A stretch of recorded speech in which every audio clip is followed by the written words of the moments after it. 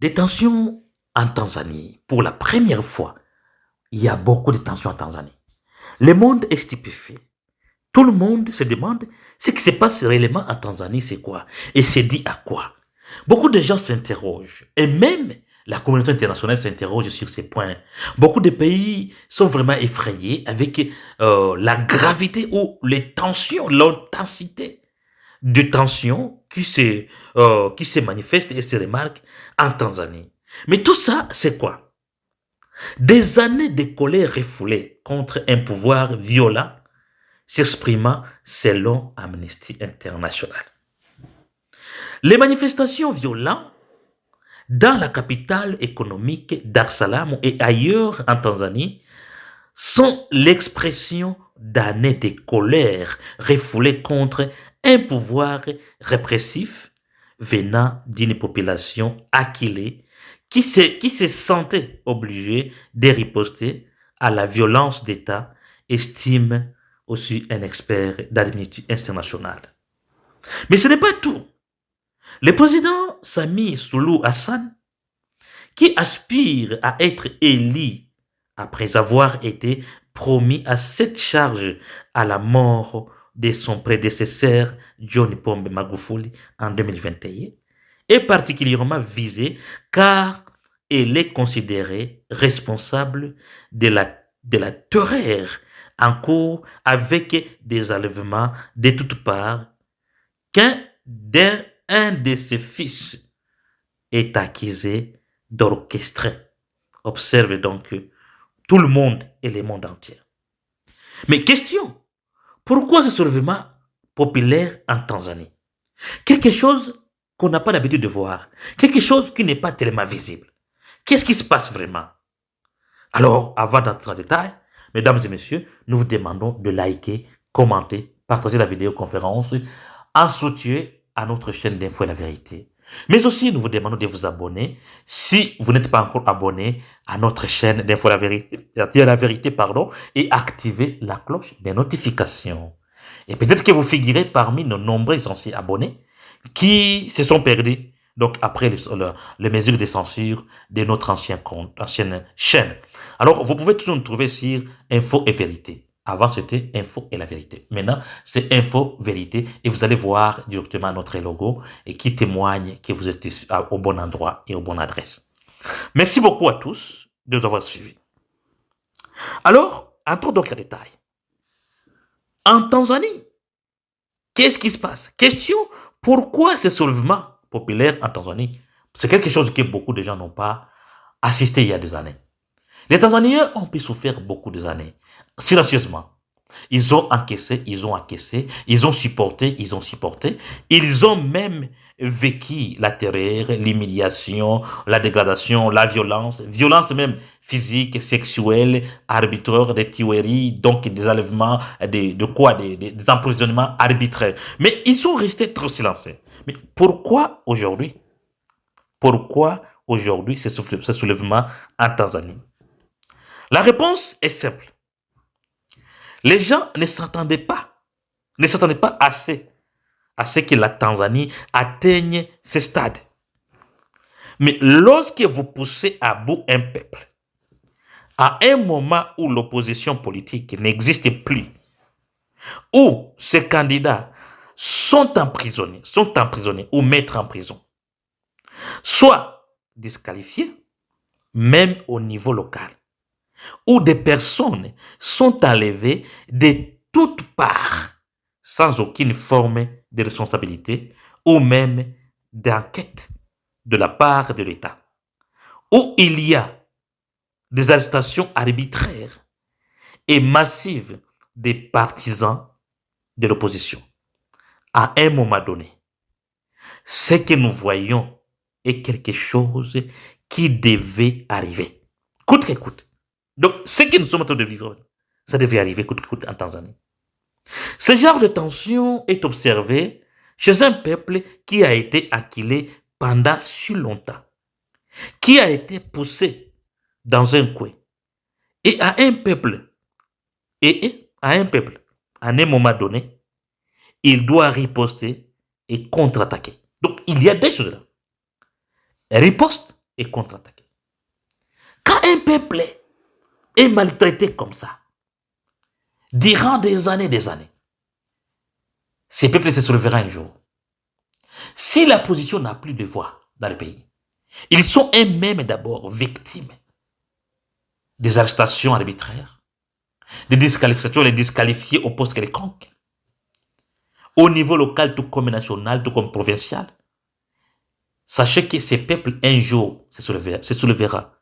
Et le soulèvement du peuple est vraiment quelque chose qu'aucun gouvernement peut envisager.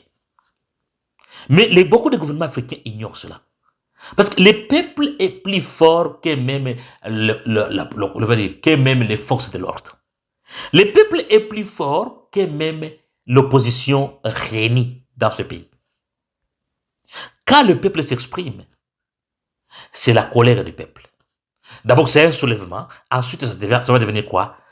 Contre-attaque. Vous allez les attaquer. Vous pouvez les chasser par des gaz lacrymogènes, par de l'eau comme nous voyons en Tanzanie. Mais ils vont aussi contre-attaquer.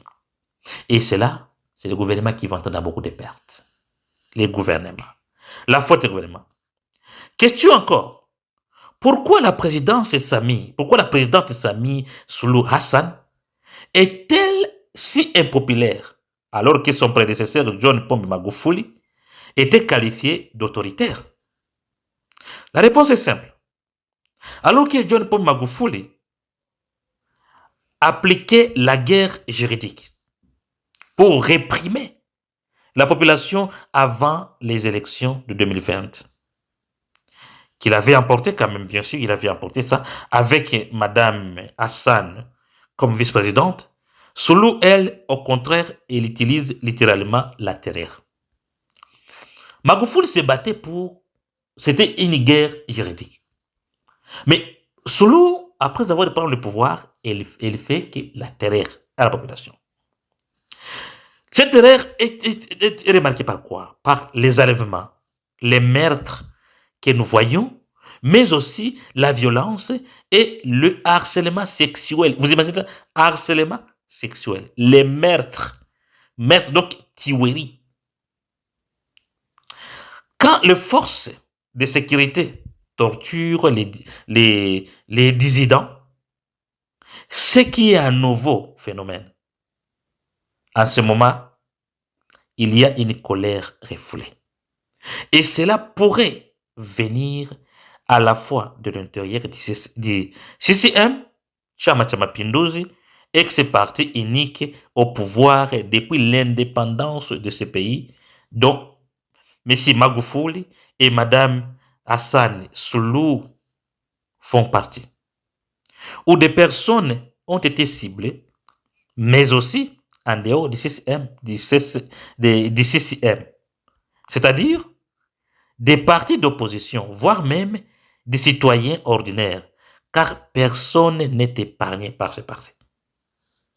Les violations que nous avons observées frappent de l'utilisateur de TikTok qui semble critiquer l'État jusqu'à un ambassadeur qui critique l'État et disparaît sans aucune forme de responsabilité ou de justice. Alors, Tanzanie devient déjà un pays de terreur. La femme au pouvoir faisait des choses qu'il veut. Son gouvernement règne par un main de fer. Je veux dire une main de fer. La terreur totale. Et au milieu de tout ça, se trouve son fils, donc le fils de la présidente, qui a son rôle dans l'exacerbation, donc l'exacerbation de la colère. Les gens soutiennent qu'il est derrière la plupart des atrocités et des violations que nous contestons. Donc, ils disent que nous contestons dans le pays. Et surtout, qu'il s'agit au nom de sa mère. Il agit au nom de sa mère. Ça pourrait être l'une des choses qui agace vraiment les autres membres du parti CCM. Alors, messieurs, mesdames, voilà ce qui arrive quand un gouvernement est tellement autoritaire et un gouvernement de terreur. Vous pouvez vraiment terroriser les gens des années et des années. Vous pouvez même faire agenouiller l'opposition. Vous pouvez diviser l'opposition. Vous pouvez les mettre à terre et personne n'en parle. Mais il y aura un soulèvement un jour. Et ça sera la voix du peuple. Et lorsque le peuple s'exprime, même les forces de l'ordre n'ont pas la force. Il faut que vous sachiez aussi que le peuple est beaucoup plus nombreux que même les forces de l'ordre du pays. Il faut que vous sachiez aussi que ceux qui tiennent le pays, c'est le peuple. Vous êtes là, vous pouvez prendre les décisions que vous voulez, mais à un certain moment, quand le peuple voit que c'est assez, ils sont acculés. Et non, ils vont se soulever. Messieurs, mesdames, alors, merci beaucoup de suivre cette vidéoconférence. Abonnez-vous. Abonnez-vous au maximum. Activez la cloche de notification. Partagez la vidéoconférence. Partagez-les pour que ça arrive à partout. La Tanzanie, autrefois, un pays de paix, comme son nom l'indique, Dar es Salaam. Aujourd'hui, c'est maintenant un pays en plein soulèvement. À cause de quoi? À cause de la mauvaise gestion présidentielle. Merci beaucoup. L'information continue sur notre chaîne d'Info La Vérité et rendez-vous à la prochaine vidéoconférence.